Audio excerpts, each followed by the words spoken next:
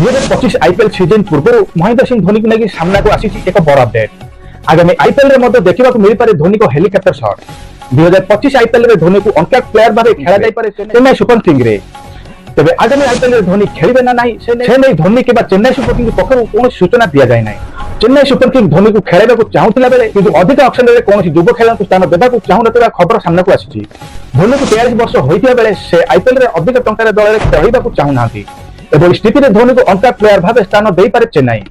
IPL पूर्व थिबा एक नियम अनुसार कौन खेलाड़ी अंतर्जातीय क्रिकेट संन्यास नेबार 5 मास पर अनकैप्ड श्रेणी में आईपीएल खेली पारे।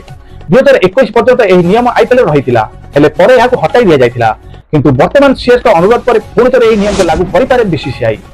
तेज अनकैप्ड खेलाड़ी दल को अधिक टंका खर्च करने को पड़ न था।